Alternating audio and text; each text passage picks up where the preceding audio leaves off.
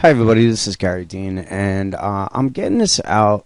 I'm putting out a report right now because I'm going to be leaving for the beach soon, and I'm getting pressured from my brothers to spend Sunday there as well and come back on Monday. So if I do that, then I'm not going to have the equipment to be able to do a video report. I'll have my regular computer, but I just can't do the video reports on it. So I figured, let me do this. I'll get this out right now. If I don't stay there on Sunday, then I'll just put out another video report for the weekend, my normal one. And if I do, then just use this as your as the weekend update. So start off, the indexes are getting absolutely slaughtered right now.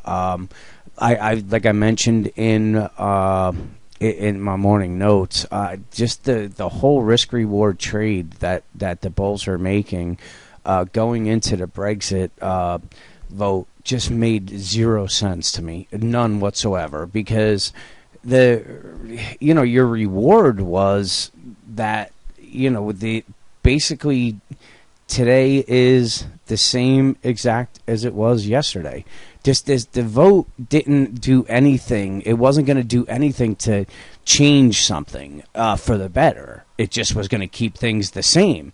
The risk was they didn't stay, and this is going to happen. So the fact that they gapped up and then ran all the way up here on a rumor that there was going to be a stay vote, again, it just really didn't make any sense whatsoever, because I didn't really understand where, what the reward was. I mean, I think even if they ended up staying, we would have been down, someplace into the 2090 or 2025 points.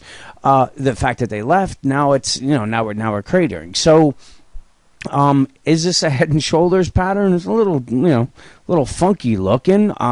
Maybe, I guess we'll say, but who cares? I've made this when we were down here that we could have made this. It ran right into the area, so maybe it is, maybe it's not. I don't really focus all that much on the head and shoulders patterns. What I do focus on is that we have daily bearish divergences.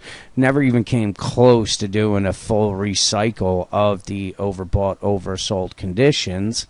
And, they tried to run things back up again, but everybody, including myself, that was short this entire move was, covering here for a number of reasons. And the main one was on the 60-minute chart, we had the bullish divergences, and we were running into support areas where the reward on pressing your short side was going to be maybe 5 points to the downside, maybe a little bit more.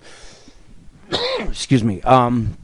And your risk was this. So you take once you see the bullish divergences in place and there's support and stuff, you just step out. Now, from here, we actually had, some bearish divergences in place. Not even a lot, though, but we had them on the MACD. But you can see we were extremely overbought. So we burned off these oversold conditions. We had a nice pop. We got everyone believing that, everything was going to be okay, just for today being the same as yesterday, and thought we were going to scream higher, but nobody really knew the reason why. Like I said, the Brexit, if the vote was to stay, today was the same exact as yesterday. Nothing changed. So there's it's not.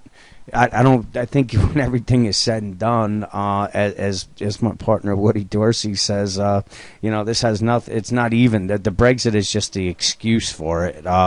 This was going to be happening no matter what. So anyway, you can see that we are testing the 78% retracement level that we were at pretty close to here. So this, would I get aggressive on the short side?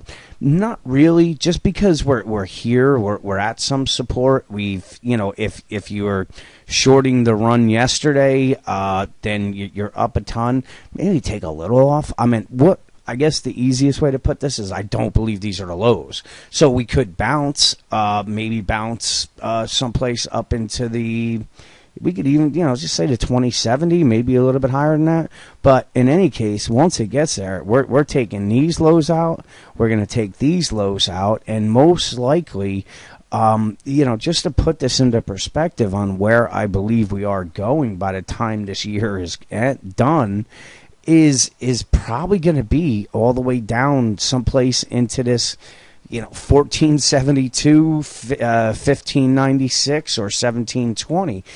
These are just normal retracements for the actual entire move off of the 2009 lows, because we do have 5 waves up. So this is just a 23% retracement, which we went through that. So 38% retracement is 1720. That's still, you're talking 320 points still to the downside before we get to a bare minimum target. Most likely, we're going to be taking that out and heading down into the somewhere into the 1596 or even lower than that. So I don't believe these are the lows. I don't believe these are the lows. I don't believe these are the lows. But we're going to get these big moves up and down. So you don't want to just sit there and say, okay, well, he believes it's going down to the 1500 or whatever, just stay short. No, that would be silly, because here you just watched a 230 point move go when we had bullish divergences on the daily. So you step out and you wait to short again. But I think that if we do take out these, if we see some continued weakness, then there's a good shot we're probably going to open up someplace down at the 2020 on Monday, and then it would come someplace down into the the 2000 level. Now, if this breaks for some reason, let's say we gap down on Monday and we go below this, then all hell's going to break loose, and we could see another crash that may be as bad as today. Now, I think banking on 2 double days like that, or it's not a great, say, risk reward trade setup. But what we have to remember is that fear is stronger than greed, and there's a lot of people that were greedy and got caught up here. So we have the the bearish divergences already. We still have plenty of room to go to get into the oversold levels on every aspect of a technical basis. So to me, I wouldn't even feel comfortable looking on the long side, until most likely we're probably down into these levels here, which would be just a bounce before we take it out, as I explained. So, you can try some long trades here and there. To me, it's really, really risky until I at least see some bullish divergences on the 60-minute charts. And on top of that, we get into the really, really, deeply oversold levels.